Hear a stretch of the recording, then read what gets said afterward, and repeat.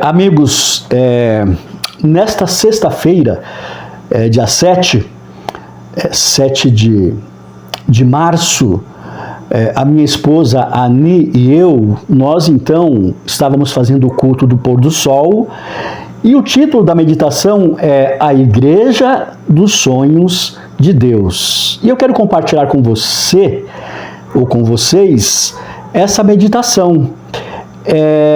O texto que nós lemos, que estava na meditação, está em Atos 4, verso 20. E aí diz assim, pois nós não podemos deixar de falar das coisas que vimos e ouvimos. Aqui se trata de Pedro e de João.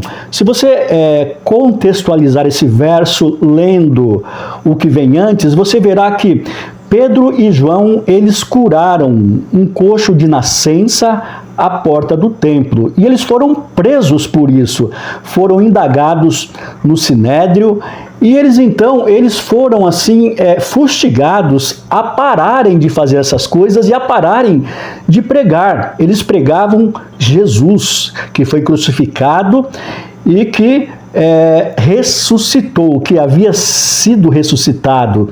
Então, eles foram indagados no Sinédrio e foram então orientados a pararem com aquela pregação, com aquele testemunho, né? E a resposta de Pedro e de João foi essa aqui, pois nós não podemos deixar de falar das coisas que vimos e ouvimos. Olha só, Pedro e João, eles sabiam que essa ousadia que eles tinham de pregar o evangelho custaria martírio e até a própria vida deles. Mas eles, de forma muito corajosa, cheios do Espírito Santo, eles preferiam a morte do que se calar com relação à ordem que Jesus deu para eles, né? Ide e pregai o evangelho por todo mundo. E no texto dessa meditação, eu anotei algumas coisas que eu quero compartilhar com vocês. Diz assim, lá no tempo de Pedro e João, né, o Coliseu e as estacas eram altares onde ofereciam a própria vida por Jesus. Quem? Os discípulos, né? Os primeiros lá da igreja primitiva do cristianismo. Tem outra frase também que me tocou muito, que diz assim, quanto mais de Cristo houver em nós, mais lutas surgirão. Olha só, quanto mais de Cristo houver em nós, mais lutas surgirão. Interessante que no tempo de Pedro e João, a pregação do evangelho era feita assim, mas custava a vida deles, inclusive. Era proibido pregar o evangelho naquela época, mas Pedro, João, os outros discípulos, né, os primeiros cristãos, eles preferiam o martírio, eles preferiam a morte do que se calar diante da pregação do evangelho, né? E às vezes a gente fala assim, né? Poxa, nós não temos perseguição nenhuma, talvez por isso que nós não pregamos o evangelho com tanta intrepidez como os discípulos pregavam antigamente, quando os primeiros líderes da igreja primitiva pregavam o evangelho. Olha, tem uma frase que me chamou a atenção também nessa meditação. Diz assim, não devemos sentir falta da perseguição. Claro que não, nós não devemos querer trazer a perseguição para nós. Nós queremos a liberdade religiosa. Porém, devemos sentir falta do caráter dos que eram perseguidos. Eu não preciso sentir falta da perseguição, mas eu preciso sentir falta do caráter daqueles que eram perseguidos. Hoje, no primeiro sábado do mês, eu digo hoje, acontece, não é exatamente hoje, mas nos primeiros sábados do mês, que na Igreja Adventista é dedicado ao ministério pessoal, é feito um chamado para que a igreja esteja à tarde, lá por volta das 3 horas da tarde, e muitas vezes nós não vamos, ou porque está muito sol, ou porque está chovendo, ou porque estamos cansados, né?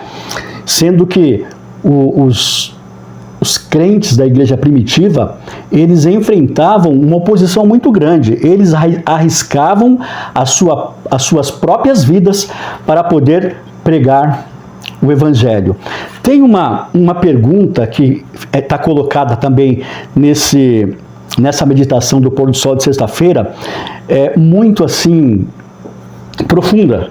Diz assim, ó: mas por que a espada da perseguição não está desembainhada hoje? Ou seja, por que nós não temos hoje perseguição para pregar o Evangelho?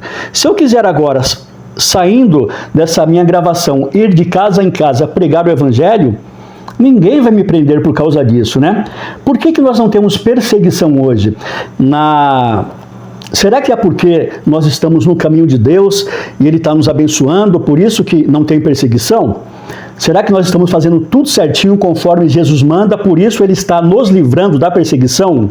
O próprio texto da meditação do pôr do sol responde, diz assim, ó: nós não temos perseguição hoje? A resposta é: certamente não é por falta de ódio, mas porque nossa semelhança com o mundo é motivo de aplausos, não de perseguição. Olha só, nós não somos perseguidos hoje na questão da pregação do Evangelho, não é porque falta ódio daqueles que se opõem a Cristo, mas porque nós estamos muito semelhante com o mundo, e isso não traz do mundo perseguição, mas sim aplausos. Olha que interessante, gente.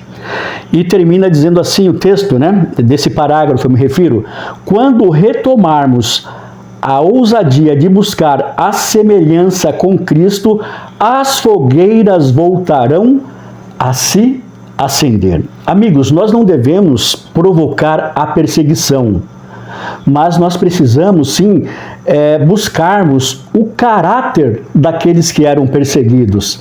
E se hoje nós não estamos sendo perseguidos, não é porque estamos agindo corretamente, ao contrário, é porque nós estamos tão semelhantes com o mundo que o mundo não nos persegue, mas o que? Nos aplaude. Quer ver? Pensa um pouquinho comigo.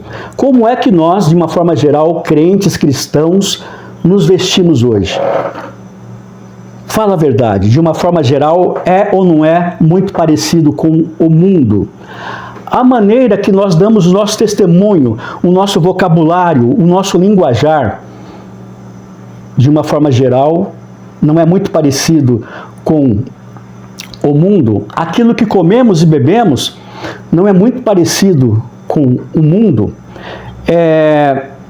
A nossa adoração no templo, na igreja, as músicas que nós usamos lá, os ritmos não são muito parecidos com os ritmos das músicas populares, das músicas seculares. O ambiente que tentamos colocar na igreja, muitas vezes paredes pretas, holofotes, não é muito parecido com o mundo, boates ou coisas assim semelhantes.